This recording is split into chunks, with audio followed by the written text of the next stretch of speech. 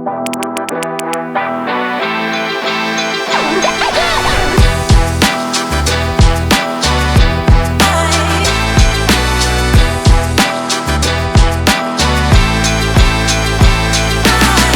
tout le monde, Jean-Michel Inversio. Écoute, on est sur la route.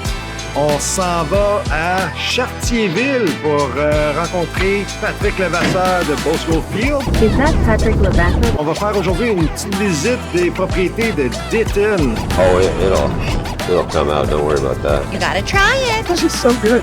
C'est tout le monde, ça se fait hey, C'est quand même spécial. On est le mois d'octobre qui commence demain. Puis il fait super chaud au Québec. Fait que vraiment une journée idéale pour visiter le projet de Patrick qui, d'après moi, va être super intéressant. Puis en même temps, va donner un bel aperçu aux investisseurs qui sont possiblement déjà dans l'actionnariat de Boswell Field. Non seulement une chance de voir le projet à une bonne lumière, mais en même temps, profiter des belles couleurs de l'automne. Pas trop loin de Montréal. Pour les gens qui aimeraient peut-être contacter Patrick pour aller voir, on parle de peut-être 2h30 à 3h. Fait que, on vous amène là-bas. On n'est pas loin, on est à 3 km de hein? Chartierville.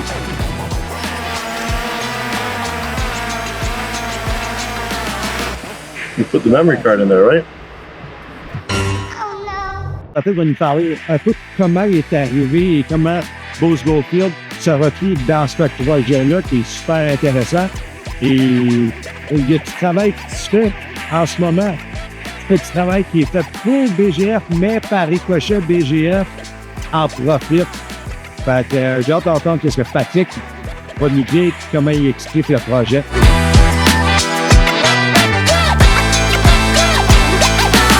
On est avec Patrick Levasseur de Boswell Field à Chartierville, quelque part de assez hot, il y a de l'activité. Comme je disais, Patrick, c'est pas ton monde qui travaille, mais c'est pas mal hot ici. C'est tout ton projet d'étude. Qu'est-ce qui se passe ici? Non, c'est pas mal une visite est très spéciale. Qu'est-ce qui se passe? C'est qu'ici, on est sur un propriétaire privé. C'est un opérateur d'une carrière, une sablière, active, qu'est-ce qu'on voit derrière nous. Mais qu'est-ce qui nous a amené ici? C'est un prospecteur local qui se fait 40 ans qu'il travaille dans la région ici. Wow! Vous voyez? Puis quand lui il avait échantillonné, il avait trouvé des grains d'or, des d'or Placer Gold. Et ensuite, fait que quand nous autres, on est venu faire celui ici, chaque échantillon qu'on a pris, il y avait de l'or dedans. T'es pas sérieux? Très sérieux. Fait Oui. que t'es-tu en train de me dire que j'aille à droite, à gauche, il y a de l'or ici? Oui, c'est de l'or Placer. Mais qu'est-ce qui se passait ici? En effet, on est par-dessus une vallée. OK. OK? C'est qu'est-ce qu'on appelle un Paleo Placer Channel. OK. Un canal paléoplaciaire. On n'a pas de l'or, pas juste à la surface, mais quand on va un petit peu plus, 200 mètres plus à l'ouest et même au nord, on a fait de la géophysique. OK. Et avec la géophysique, on a détecté, oui, c'est une vallée, mais la vallée est remplie en effet de tiles glaciers. C'est quoi le tile glacier? Mais c'est exactement ce que vous voyez alentour ici. C'est les dépôts de meubles qui étaient rajoutés avec des différentes aires glaciaires. OK. Mais avec ça, il y a eu de l'air qui a été transporté en même temps. Vous voyez? Fait que on a fait, il y a 2 ans, ceux qui nous suivent, on a fait un forage de style sonic. Fait qu'on est allé, qu'est-ce qu'on croyait, c'était le fond ou le creux de les vallées en fossé. OK. Et oui, on a été capable de récupérer de l'or. Fait que on a déterminé que oui, c'est en effet, ici, c'est un dépôt, un Paleo Placer Channel. Et qu'on croit qu'il peut aller, ça se peut que c'est 14 kilomètres de long. De la frontière américaine, Ouais. bien, parce qu'on a une autre propriété, qu'on a beaucoup d'or à surface, qu'on a détecté. T'es jusque là-bas? Oui, à la frontière, la propriété d'Emberton. Elle est jusqu'à peu près 4 km au nord d'ici. Wow! Oui, c'est considérable. Fait que là, on voit une machine en arrière là, qui tourne. Là. Il y a des roches là-dedans. Je vois depuis tantôt les pelles. Alors, comme je dis, c'est pas tes pelles à toi, là. Non. Mais, sont-ils en train de sortir de l'or, là? Bien, probablement qu'il y a de l'or qui sort dans l'opération, mais c'est un peu, la distribution de l'or est un peu aléatoire. OK.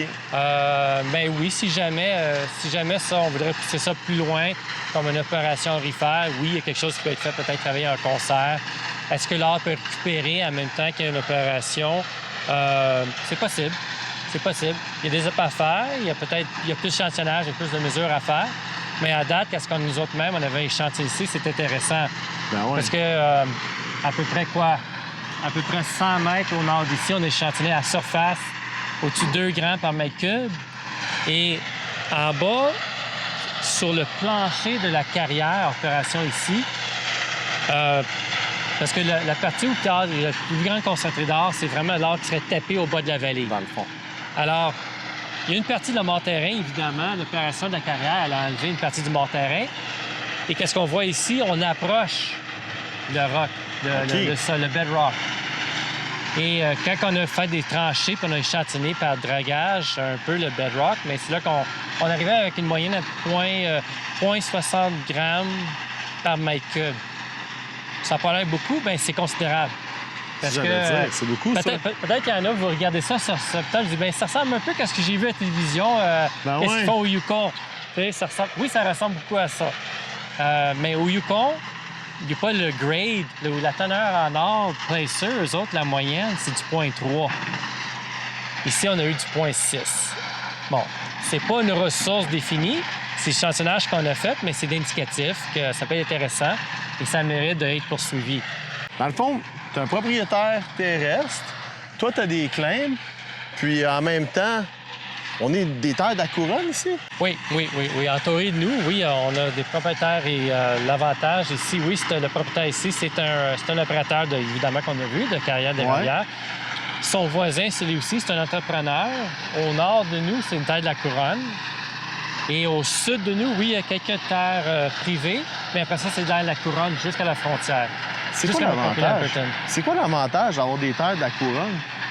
Bien, les terres de la couronne, c'est qu'en effet, la permission et accès pour la terre, c'est le gouvernement. OK. Vous voyez? Ici, mais les propriétaires de surface, à date, sont très généreux. Ils nous donnent la permission. Parce qu'au sud du Québec, il faut que tu aies la permission d'un propriétaire pour marcher dessus. Fait que, je veux dire, c'est la première étape. Ça veut dire si on est ici, mais en effet, c'est grâce au propriétaire qui nous a donné accès pour faire nos travaux ici, qu'on apprécie beaucoup.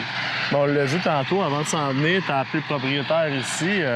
Il n'y avait pas de problème. Tu sais, comme on s'est toujours dit, c'est important d'avoir une bonne relation avec les propriétaires. Oh, absolument, ça, ben, absolument. On explique qu'est-ce qu'on fait. Ça fait quoi? Ça fait 2 ans à cette heure qu'on fait des travaux ici, des travaux d'exploration. Et oui. Mais ici, comme je dis, il y a 2 choses qui se passent ici à l'intérieur. Évidemment, comme on a parlé, il y a de l'or qui s'appelle de l'or placer. Oui. Bon, l'or, bien, qu'est-ce qui se passe ici? C'est une grosse anomalie d'or. Ce que je veux dire par ça, c'est que l'or, elle vient de quelque part. Ben ouais. Elle s'est ramassée ici avec toutes les roches et le sable et le gravier, incluant l'or, c'est accumulé ici. Elle a une source. Ben ouais. Fait que notre intérêt ici, c'est pas juste, oui, il y a une possibilité d'évaluer s'il peut y avoir une production future de type placer, Oui. mais notre intérêt est de savoir d'où vient ce temps-là. Comme en Beauce, là. Comme en Beauce. Puis en Exactement comme en Beauce. Puis en Beauce, Oui. on sait que tu as quand même fait quelque chose de majeur là-bas, une belle petite découverte. En fait, peut-être une belle grosse découverte. C'est une belle grosse découverte, absolument. ça. Une première instance, c'est les 15 ans en Beauce. Parce que encore en Beauce, il y a une grande histoire d'exploitation d'or des années 1800 et aller jusqu'à même les 1960 aussi, une exploitation d'or. Mais la phase a tout été vers l'exploitation versus l'exploration. Ouais. Puis je peux comprendre, parce que je dis, quand on parle d'exploitation, on parle d'un revenu immédiat et c'est un peu logique, mais s'il y a de l'argent investi, on va mettre de l'argent pour récupérer. Mais on étudie de quoi d'autre? Il y a quelque chose qui se passe. Comme je dis, c'est une grosse anomalie d'or, elle vient de quelque part. Si on peut retracer l'or, peut-être on peut arriver avec un dépôt. Alors, qu'est-ce qui est arrivé à Saint-Simon-les-Mines, en Beauce, qui est à peu près 100 km au nord d'ici? C'est que, bien, on a trouvé la structure qui, en partie, qui est la source d'or qu'on retrouve en bas de la vallée. Ben ouais. Vous voyez? Mais il y a quand même une grande différence entre ici et en Beauce. Oui, explique-nous C'est ça. ça, je veux dire. Mais ici aussi, en même temps qu'il y a eu une production des années 1800, il y avait eu une production pas loin d'ici, au Mining Brook, qui est à peu près, un 5 km. OK. Il y a une historique, tu sais, d'ici. Mais la différence entre ici et là-bas, c'est qu'en Beauce, l'or se trouve vraiment au fond de la vallée, Ouais. avec très peu d'or aller jusqu'à la surface. OK. Fait que c'est qu'est-ce qu'on appelle, c'est de l'or, en effet, c'est de l'or tertiaire. Ouais. Tertiaire, ça veut dire dans le temps du dinosaure, pré-glacial. C'est là où l'or s'est accumulé en bas de la vallée. OK. Ça, tu as eu les différentes tailles glaciaires qui ont tout tapé ça et qui ont couvert ça ici. Ici, c'est un autre phénomène qui se passe. On a de l'or tertiaire, on a de l'or aussi quaternaire. Quaternaire. Quaternaire, oui. Ça veut dire qu'il y a de l'or qui a été déposé en bas de la vallée ici, pré-glacial, mais avec chaque ère glaciale, elle a ramené de l'or ici aussi. Mais plus important, le fait qu'on a retrouvé de l'or même jusqu'à la surface, ça veut dire cette vallée ici, la vallée de la rivière d'Étienne, elle est alimentée en or encore à partir d'aujourd'hui. Oh, OK. Ça veut dire qu'il y a une source à quelque part pas loin. Puis je veux dire, à date, quand on a étudié les grains d'or, les études, qu'est-ce qu'on a trouvé? C'est que, premièrement, c'est que l'or, elle a peut-être deux origines. Oui. Oui. Ça veut dire, comme je dis, s'il y a un intérêt ici, peut-être de retracer d'où vient l'or. Fait que, probablement, ça vient d'une source peut-être orogénique OK. ou magmatique thermale aussi. Fait qu'il y a peut-être deux sources qui étaient responsables pour créer les dépôts d'or ici. Vous voyez? Mais c'est très intéressant parce que si une source, elle devrait être relativement proximale parce que, contrairement à Saint-Simon-des-Mines, où on voit l'or était tertiaire, en effet, la plupart était déposé pré-glacial. La temps du dinosaure, ça s'est accumulé en bas de la vallée. Après ça, chaque ère glaciale, elle a mis sa couche. Les couches qu'on voit bien ici, des fois, par la stratification. Hein? Ici, on voit de l'or, en effet, du collier tertiaire et au bedrock. Et toute la stratification, elle est jusqu'à la surface, il y a de l'or. Ça veut dire que la vallée, elle a tout été alimentée par une source d'or ici. Wow, puis Que après, peut-être encore aujourd'hui. Oui, ça veut dire c'est à trouver. Fait que c'est ça. Fait qu'il y a vraiment deux intérêts ici. Oui, il y a un canal paloplaceur qui est aurifère. Il faudrait faire plus d'études, mesurer à quelle place il y a peut-être des concentrations. Plus d'études pour savoir c'est quoi, en effet, les teneurs d'or. Mais évidemment, oui, il y a un 14 km qui est très intéressant. Il y a un corridor de 14 km d'or qui va, en effet, jusqu'à la frontière américaine. Wow. C'est une propriété d'Amberton. Vous voyez?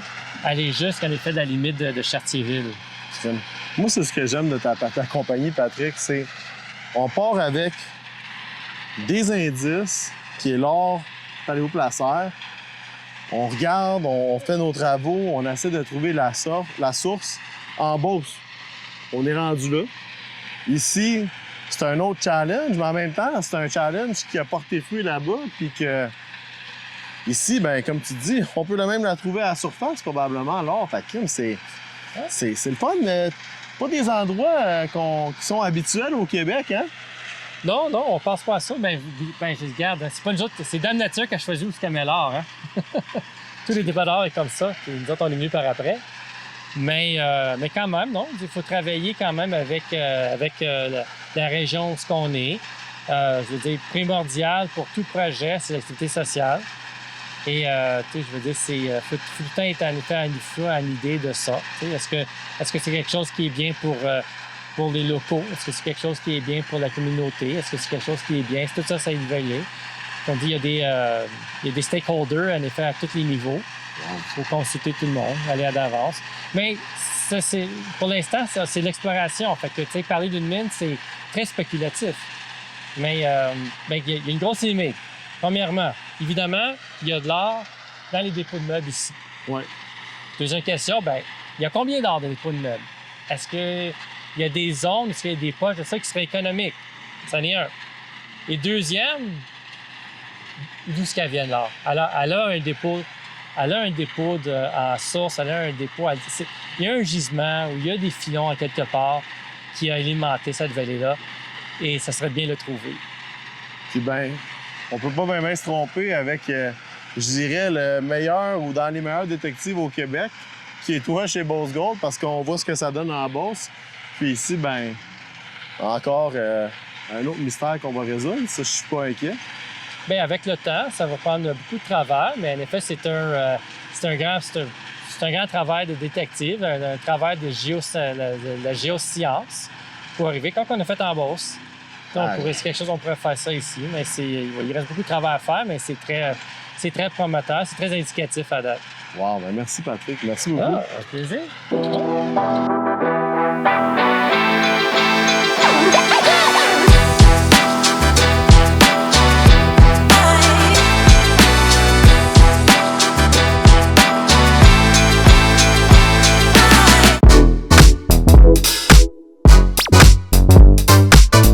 Thank you so much for watching. Give us a like, hit the subscribe button and comment down below. And don't forget to watch our last video. Bye!